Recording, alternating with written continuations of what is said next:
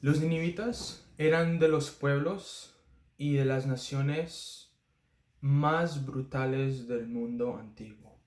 Ellos eran la capital del imperio asirio. Y ellos eran tan crueles y tan brutales que Dios en el Antiguo Testamento los describe como leones.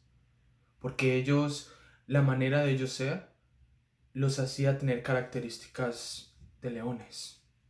Cuando un león atacaba a su víctima, un león generalmente ataca el cuello de su víctima y empieza a comérsela viva. Y el animal puede estar chillando o gritando o aullando. Aunque el león escuche eso, el león no siente misericordia por su víctima, porque lo único que le interesa es satisfacer el deseo que tiene de comer. Y la víctima puede estar viva o muerta.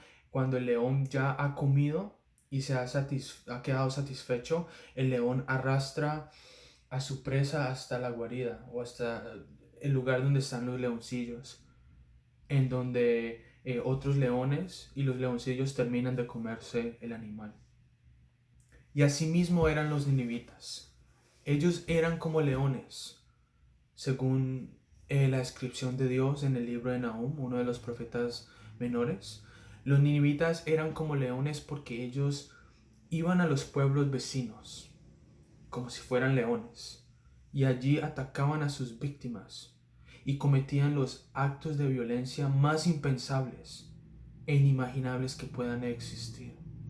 Eran brutales, no tenían un sentido de moralidad, cometían atrocidades con las personas y una vez ellos terminaban, ellos se traían de la ciudad todas las riquezas y los despojos hacia la ciudad de Nínive, haciéndola aún más rica.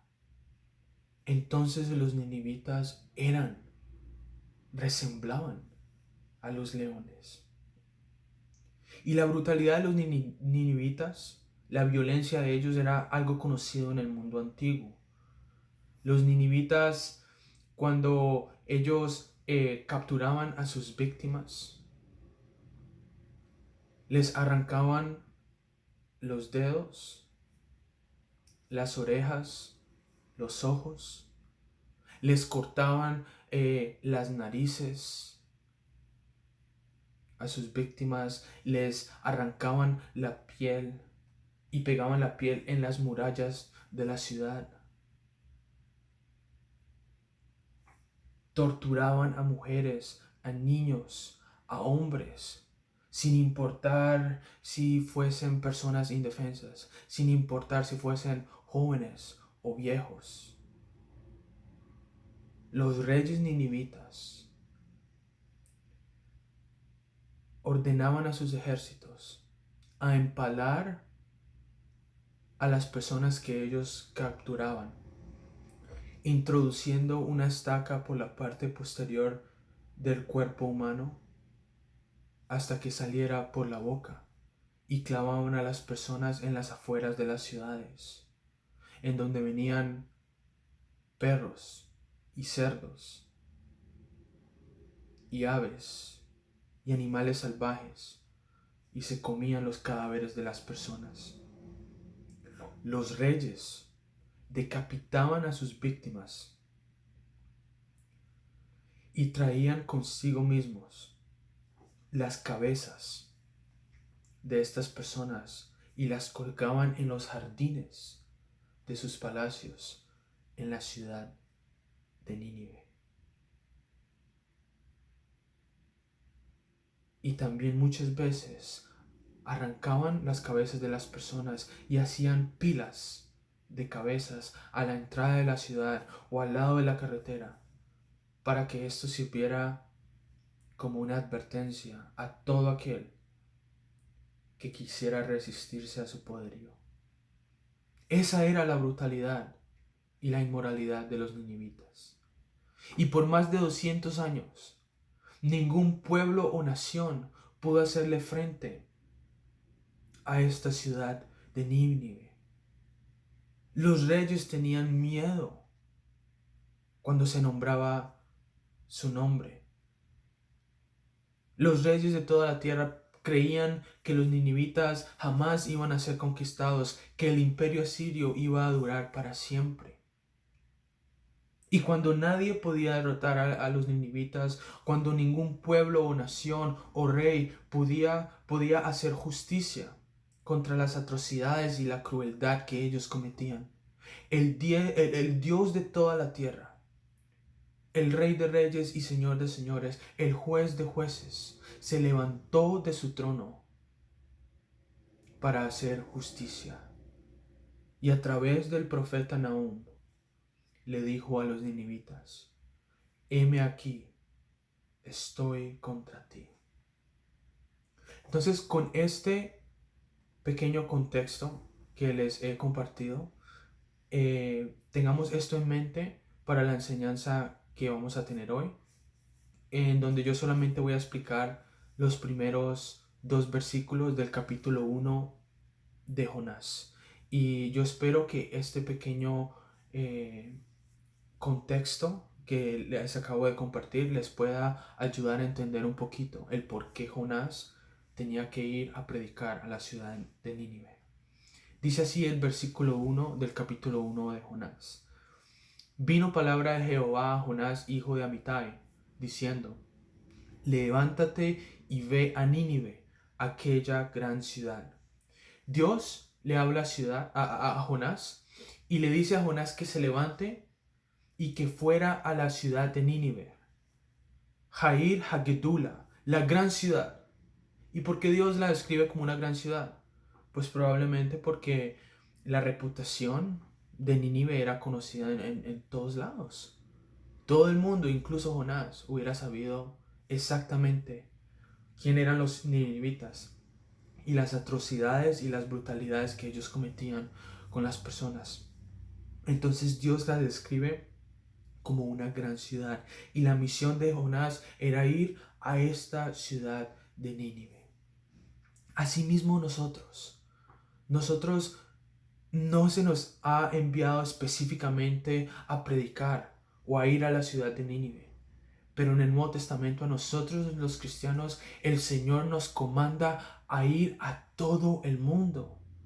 Y según Mateo, Él lo describe de esta forma: por tanto, id, está hablando el Señor, y haced discípulos a todas las naciones, bautizándolos en el nombre del Padre y del Hijo y del Espíritu Santo, enseñándoles que guarden todas las cosas que os he mandado. Jonás tenía que ir a las personas inmorales y brutales de Nínive. Nosotros no necesariamente vamos a encontrar esa clase de personas en el mundo, aunque sí existen. Nosotros en el mundo vamos a encontrar más bien a personas que están viviendo en oscuridad, que tienen su entendimiento cegado, que no les está alumbrando la luz del Evangelio porque el enemigo se ha encargado de entenebrecer su entendimiento. Estaba viendo un video en donde Miley Cyrus, por esto de la cuarentena, hace un mes, estaba teniendo una videollamada con una amiga de ella, otra celebridad. Y Miley Cyrus estaba escribiendo algo que me dejó a mí, que me ilustró un poco sobre la clase de personas que nosotros encontramos en el mundo.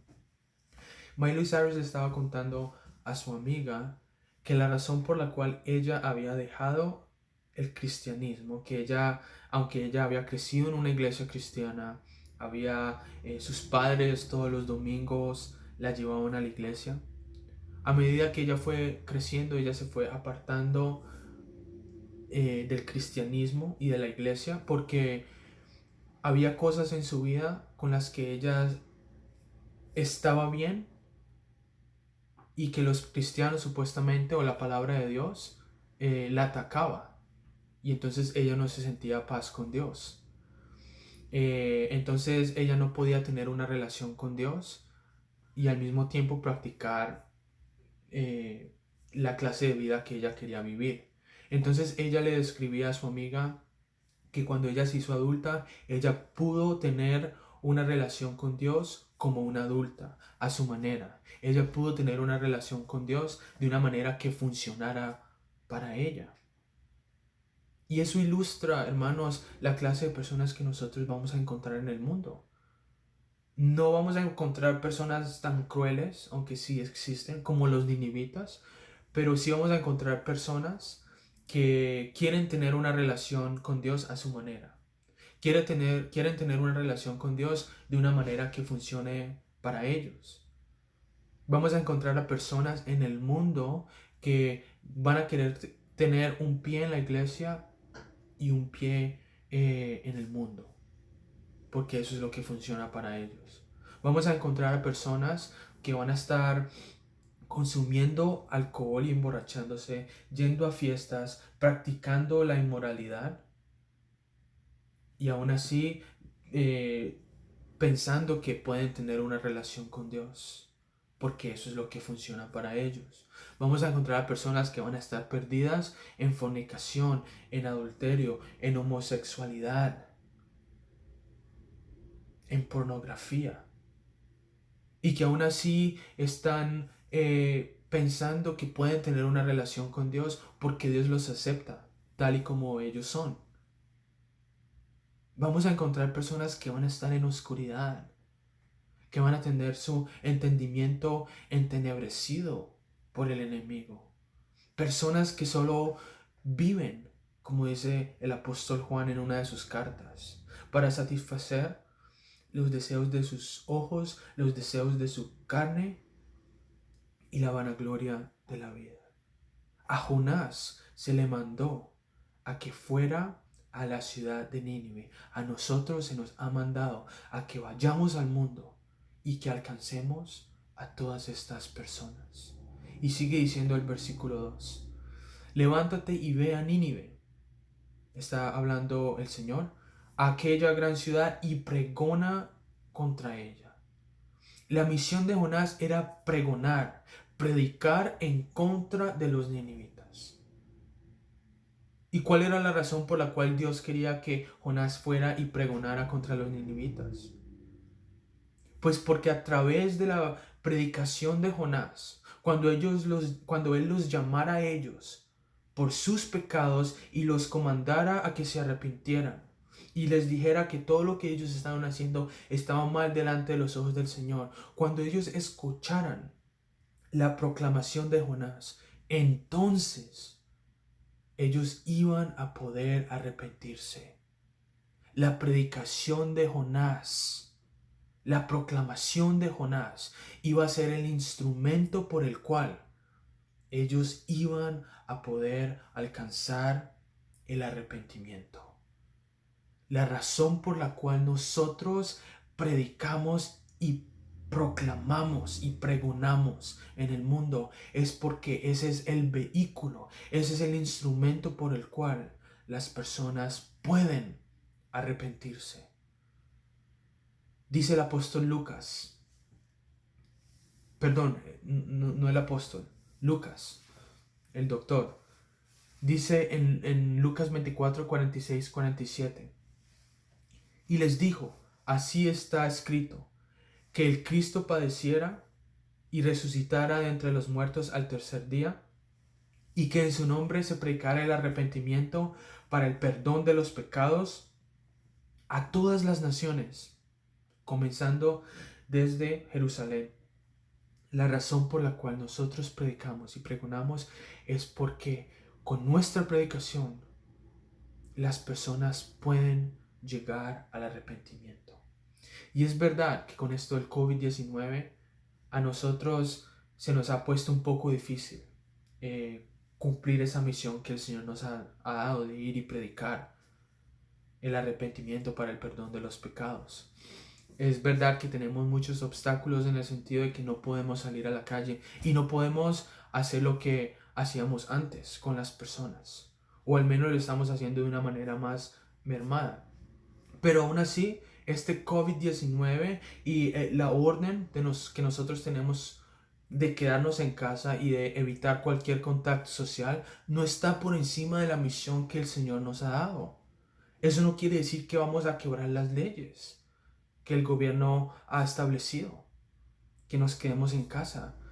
Pero eso sí quiere decir que nosotros debemos buscar otros métodos, otras maneras de poder llevar la predicación de las buenas nuevas a las personas.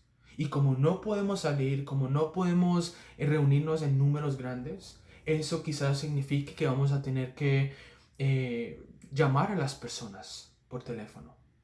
Quizás tengamos que, una manera de predicar es escribiendo un mensaje de texto, escribiendo un email, enviando un video, grabándonos a nosotros mismos y poniendo los videos en las redes sociales. Jonás tenía que ir y predicar, porque esa era la manera en que iba a llegar el arrepentimiento a las personas de Nínive. Ellos iban a tener la oportunidad de arrepentirse cuando escucharan a Jonás. Nosotros predicamos y pregonamos porque a través de nuestra predicación las personas pueden arrepentirse. Sigue diciendo el versículo 2. Levántate y ve a Nínive, aquella gran ciudad, y pregona contra ella, porque ha subido su maldad delante de mí. La razón por la cual Jonás tenía que ir a Nínive y predicar a los ninivitas, pregonar, era porque la maldad de los ninivitas había subido delante de Dios. Y en el hebreo dice que la maldad de los ninivitas estaba delante de la cara de Dios. Y fue por eso que Dios le dijo a Nínive a través del profeta Nahum en el capítulo 2 y capítulo 3 del libro de Nahum. Heme aquí contra ti, dice Jehová de los ejércitos. Encenderé y reduciré a humo tus carros, y espada devorará tus leoncillos. Y cortaré de la tierra tu robo, y nunca más se oirá la voz de tus mensajeros. Ay de ti, ciudad sanguinaria, toda llena de mentira y de rapiña, sin apartarte del pillaje. Chasquido de látigo y fragor de ruedas, caballo atropellador y carro que salta. Dios está aquí describiendo todo lo que iba a pasar en la ciudad de Nínive. De la misma manera en que ellos habían conquistado a los pueblos con esa brutalidad y esa inmoralidad, asimismo iba a venir un imperio y los iba a conquistar a ellos. Y se iban a escuchar los chasquidos de látigos en la ciudad de Nínive, el fragor de las ruedas, el caballo atropellador y el carro que salta. Y esto lo está escribiendo Dios. Jinete enhiesto y resplandor de espada, y resplandor de lanza, y multitudes de muertos, y multitudes de cadáveres, cadáveres sin fin, y en sus cadáveres tropezarán. A causa de la multitud de las fornicaciones de la ramera de hermosa gracia, maestra en hechizos, que seduce a las naciones con sus fornicaciones y a los pueblos con sus hechizos. Heme aquí contra ti, dice Jehová de los ejércitos, y descubriré tus faldas en tu rostro, y mostraré a las naciones tu desnudez y a los reinos tu vergüenza. Y echaré sobre ti inmundicias, y te afrentaré, y te pondré como estiércol. Todos los que te vienen se apartarán de ti y dirán, Nínive es asolada. ¿Quién se compadecerá de ella? ¿Dónde te buscaré consoladores? Eso se llama justicia divina. Dios iba a castigar los pecados de los ninivitas. Y de la misma manera en que Dios iba a castigar los pecados de los ninivitas, Él también tiene que castigar los pecados de los hombres. El apóstol Pablo dice en Romanos 1:18, porque la ira de Dios, el juicio de Dios, se revela y se está revelando en este momento contra toda impiedad e injusticia, contra los pecados de los hombres, que detienen con sus pecados, con injusticia, la verdad de Dios. Dios tiene que castigar el pecado porque Él es el juez de jueces y Él es un Dios santo. Él no puede dejar el pecado sin castigar. Y hay personas que tienen problema con esto. Hay personas que no pueden entender por qué Dios castiga el pecado. Estaba viendo un video en YouTube el otro día en donde un misionero, creo que americano, estaba predicando en las calles de un país de Centroamérica. Y el misionero estaba llamando a las personas al arrepentimiento. Estaba advirtiendo a las personas sobre el juicio de Dios que venía sobre el pecado. Y mientras el misionero estaba predicando, vino una persona y le dijo al misionero, le gritó en la calle y le dijo: mi Dios es un Dios de amor. Mi Dios no castiga los pecados. Y en cierta parte, esta persona tenía razón. Dios sí es un Dios de amor, pero también está equivocado en el sentido de que Dios sí castiga a los pecados. Él tiene que castigarlo. Él es un Dios de amor, pero al mismo tiempo es un Dios santo, es un Dios justo, y Él no puede dejar los pecados sin castigar. Porque si no, Él no sería Dios, porque si no, Él pondría en evidencia su santidad y su justicia. Y la evidencia más grande que tenemos de esto, de que Dios tiene que castigar los pecados, lo vemos en la cruz. La única manera en que Dios pudo ofrecerle salvación y vida eterna y perdón a los hombres por sus pecados era castigando a su Hijo en nuestro lugar. Y eso es la cruz. Eso es lo que hizo el Señor por nosotros. Él tomó nuestra muerte, nuestro castigo, lo que nosotros merecíamos por nuestros pecados. Y Él lo padeció, lo sufrió en nuestro lugar para que nosotros pudiésemos obtener el perdón de Dios creyendo en su obra redentora. Vino palabra de Jehová a Jonás, hijo de Amitai, diciendo: levántate y ve a Nínive, aquella gran ciudad, y pregona contra ella, porque ha subido su maldad delante de mí. Jonás tenía que ir a Nínive, y cuando estuviera en Nínive tenía que predicar, pregonar contra las personas para que ellos pudieran llegar al arrepentimiento. Y la razón por la cual Dios envió a Jonás a Nínive era porque la maldad de los ninivitas que yo escribí al principio de esta enseñanza había subido delante de Dios y Dios tenía que castigar el pecado. Era el tiempo de hacer justicia contra la brutalidad y la inmoralidad de los ninivitas. Nosotros como cristianos no estamos siendo enviados a Nínive, pero sí hemos sido enviados al mundo. Y la razón por la cual nosotros hemos sido enviados al mundo es porque a través de nuestra predicación, a través de nosotros compartir las buenas nuevas de salvación, las personas pueden llegar al arrepentimiento. Y nosotros tenemos que obedecer el mandato que nos ha dado el Señor, porque los pecados de las personas están delante del Señor y puede llegar el día, ya sea en esta vida o en la otra, en donde el Señor se levante y haga justicia. Así que arrepentíos y convertíos, como dice el apóstol Pedro, para que sean borrados vuestros pecados, para que lleguen de la presencia del Señor tiempos de refrigerio. Arrepiéntete y cambia tu camino. Cree en las buenas nuevas de salvación. Tu pecado, si tú no has puesto tu fe en el Señor, tu pecado está delante de Dios. Y puede llegar el día en que Dios te diga, en esta vida o en la otra: heme aquí, estoy contra ti. Y como dice el escritor de Hebreos, horrenda cosa es caer en las manos del Dios vivo. Que Dios te bendiga.